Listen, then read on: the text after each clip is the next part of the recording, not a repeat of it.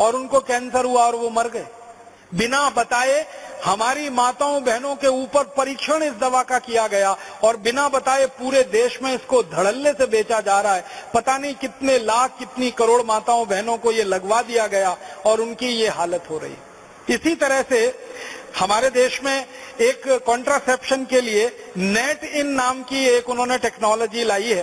Steroid के रूप में ये माताओं को दिया जाता है, कभी इंजेक्शन के रूप में दे देते हैं, कभी गोलियों के रूप में दे देते हैं और इससे अक्सर हमारी माताओं बहनों को गर्भपात हो जाते हैं और उनके जो पीयूष ग्रंथि के हार्मोन का सिक्रीशन है वो पूरी तरह से डिसबैलेंस हो जाता है, असंतुलित हो जाता है और माताएं बहनें बहुत परेशान होती हैं जिनको ये नेट इन दिया जाता है।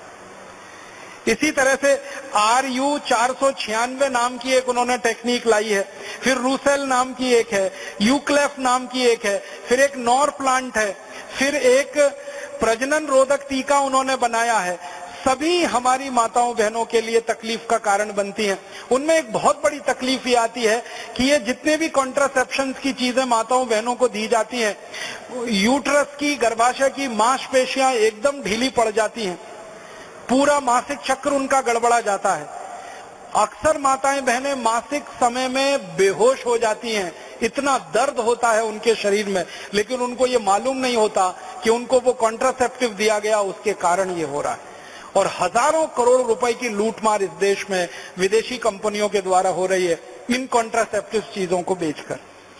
फिर और एक जानकारी देना चाहता हूं, हमारे देश में कुछ विदेशी कंपनियों ने कंडोम का बड़ा व्यापार शुरू किया है और उस व्यापार में प्रचार होना चाहिए, उसके लिए एड्स का बहाना लिया है और एड्स का बहाना लेकर टीवी पर, अखबारों में, सिनेमा में, पत्रिकाओं में हर जगह वो विज्ञापन दे दे के एक ही चीज समझा रहे हैं, आप कुछ भी करो कंडोम का इस्तेमाल करो। ये नहीं बताते हैं कि अपने ऊपर संयम रखो, ये नहीं बताते हैं कि संयम से जीवन बिताओ, ये नहीं बताते हैं कि अपने पति और पत्नी के साथ वफादारी निभाओ। वो कहते हैं कुछ भी करो कंडोम का इस्तेमाल करो। इसका दुष्परिणाम पता है क्या हुआ है? मात्र 15 साल में इस देश में 100 करोड़ कंडोम हर साल बिकने लगे हैं। 15 साल पहले बिकने वाले कंडोम की संख्या हजारों में भी नहीं थी, अब 100 करोड़ कंडोम हर साल बिक रहे हैं और अंधाधुंध विदेशी कंपनियां इस धंधे में उतर पड़ी हैं। करीब 20 बड़ी विदेशी कंपनियां हैं, अमेरिका की, कुछ जापान की, कुछ मलेशिया की, फ्रांस की, वो इस देश में इसी धंधे में उतरी हुई हैं। और उनका टारगेट क्या है? उनका टारगेट है कि 100 करोड़ कंडोम एक साल में नहीं, एक दिन में बिकने चाहिए, ये उनका लक्ष्य है। और उसके लिए रात दिन वो हिंदुस्तानी नौजवानों को, नवयुवतियों को बहलाकर, फुसलाकर, गलत रास्ते पर ले जाकर ऐसी जगह खड़ा कर रहे हैं जहां ये अपसंस्कृति हमारे देश में फैले और हमारा सदाचार खत्म हो, हमारी नैतिकता कमजोर पड़े, हमारा आत्म संयम कमजोर पड़े और हम इनके कंडोम के ग्राहक बन जाएं, उपभोक्ता बन जाएं। बहुत बड़े पैमाने पर विदेशी कंपनियों का ये व्यापार चल रहा है। एक दो चीज और मैं आपको बताना चाहता हूं कि आप अपने घर में अक्सर मच्छर मारने वाली दवाएं इस्तेमाल करते हैं, अलग अलग नामों से बाजार में बिकती हैं।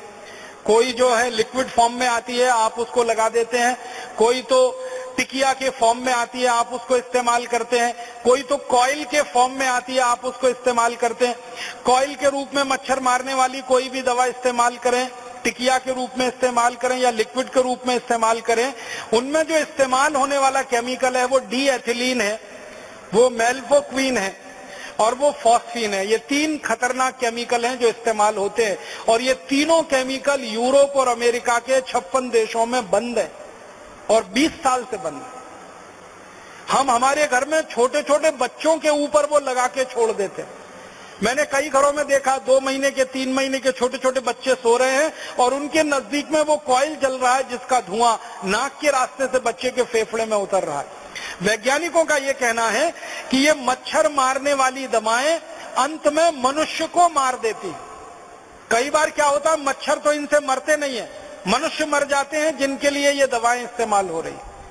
और ज्यादातर इन दवाओं का व्यापार, डीएथिलीन का व्यापार, फॉक्सीन का व्यापार हिंदुस्तान में विदेशी कंपनियों के कंट्रोल में है और वो अंधाधुंध केमिकल इंपोर्ट करके लाके बेच रहे हैं और भारत की कुछ स्वदेशी कंपनियां भी बनाकर उनको बेच रही हैं।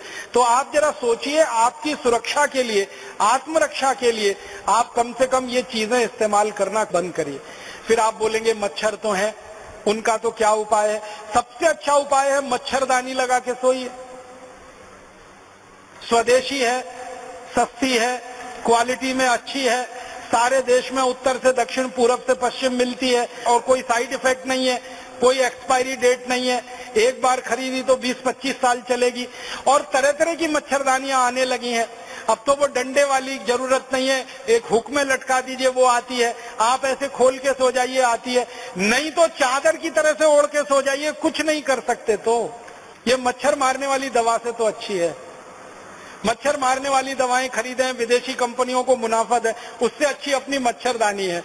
और आप चाहें तो एक छोटा प्रयोग और करके देख सकते हैं।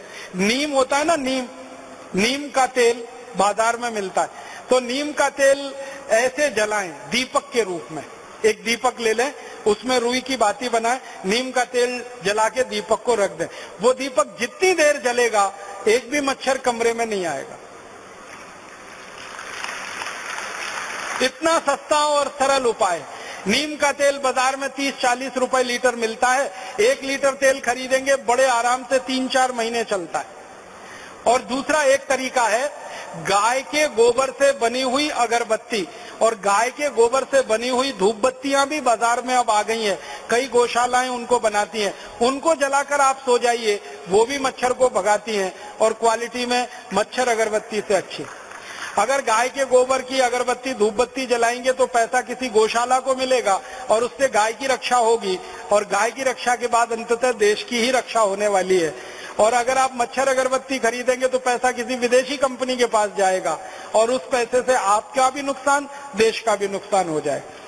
एक दो चीजें और मैं आपके सामने कहना चाहता हूं कि कुछ विदेशी कंपनियां हमारे देश में हेल्थ टॉनिक बेच रही, और वैज्ञानिकों का कहना है, डॉक्टरों का कहना है कि एक भी टॉनिक हेल्थ नहीं देता जिनको वो हेल्थ टॉनिक कहते हैं। जैसे Boost, Horlicks, Protinex, Bournvita, Complan, Maltova, ये सारे हेल्थ टॉनिक के नाम पे बेचे जाते हैं। किसी से कोई हेल्थ नहीं मिलती, क्योंकि उनमें जो कुछ मिलाया जाता है और आपको बेचा जाता है वो कोई ऐसी चीज नहीं है जो आपके बच्चे को कोई बड़ी ताकत दे दे।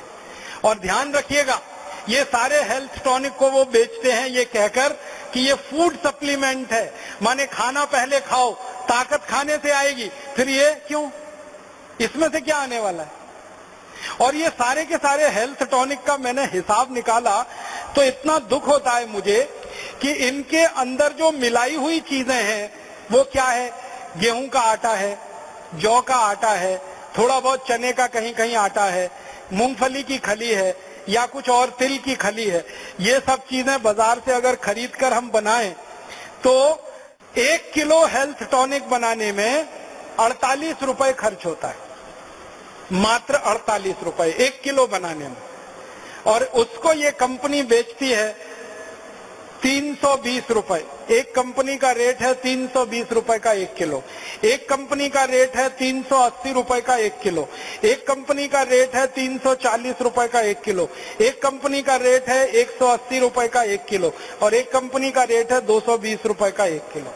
जो बन रही है 48 रुपए में चीज, उसको 380 रुपए तक 1 किलो में बेच रहे हैं। और वैज्ञानिकों का यह मानना है कि आप इनका 1 किलो हेल्थ टॉनिक खा लो या बच्चों को खिला दो, उसमें उतनी ही ताकत मिलेगी जितनी 25 ग्राम मूंगफली को गुड़ खाने के साथ मिलती है या 25 ग्राम चने को गुड़ के खाने के साथ मिलती है, उतना ही प्रोटीन मिलने वाला है। और इन हेल्थ टॉनिकों के नाम पर मुझे बहुत अफसोस है, 5000 करोड़ रुपए ये कंपनियां लूट रही हैं बाजार में से। और ये लूटती कैसे हैं? ये आपका और मेरा इमोशनल ब्लैकमेलिंग करती है। कोई हेल्थ टॉनिक का विज्ञापन आएगा ना तो माँ को दिखाएंगे और ये बताएंगे कि माँ को अपने बच्चे की कितनी चिंता है, उसकी ग्रोथ की चिंता है, उसकी बुद्धि के विकास की चिंता है, उसकी हड्डियों के विकास की चिंता है। तो वो स्मार्ट माँ है तो बच्चे को प्रोटीन एक्स खिलाएगी, मोल्टोवा खिलाएगी, बूस्ट पिलाएगी, हॉर्लिक्स खिलाएगी या कॉम्प्लेन पिलाएगी। तो स्मार्ट माँ अगर आप होना चाहते हैं तो ये सब हेल्थ टॉनिक अपने बच्चों को पिलाइए। ये आप लोगों को मैं कहना चाहता हूं, ये मूर्ख होना चाहते हैं तो अपने बच्चों को ये खिलाइए, क्योंकि पैसे बर्बाद हो रहे हैं और ताकत कुछ नहीं मिल रही है। आप अपने घर में मूंगफली ले आइए, चना ले आइए, गुड़ ले आइए, तिल ले आइए, थोड़ा जौ का आटा ले लीजिए, गेहूं का आटा ले लीजिए, सबको बना के तैयार कर लीजिए, बच्चों को दूध में मिला के पिलाइए। वो बहुत सस्ता है, क्वालिटी में बहुत अच्छा है।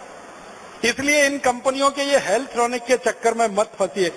मैं कुछ दवा के क्षेत्र में काम करने वाली कंपनियों के बारे में एक दो जानकारी देना चाहता हूं जो उस तरफ मैंने नहीं दी थी।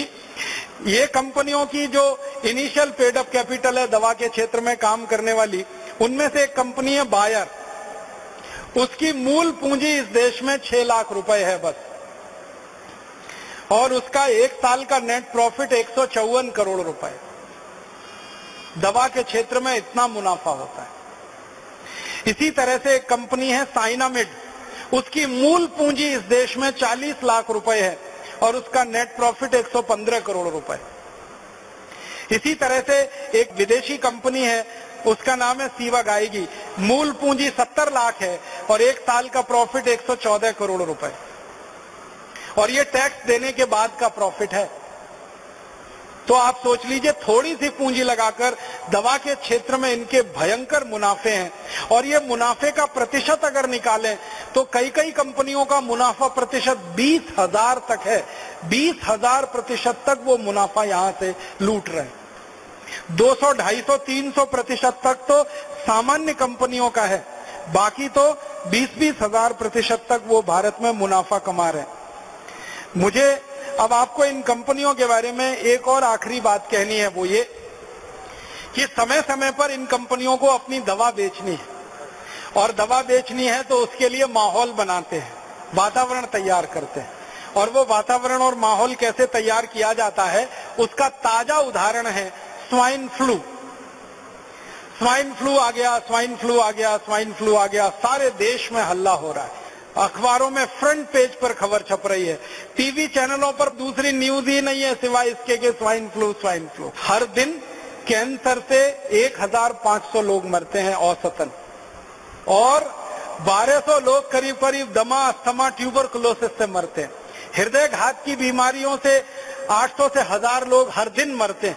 तो इतनी बड़ी मौत के आंकड़े हैं, कैंसर, हार्ट अटैक, दमा, अस्थमा, ट्यूबरकुलोसिस, उसके बारे में मीडिया में कोई चर्चा नहीं है। Swine flu, swine flu, swine flu, इसका एक रहस्य है।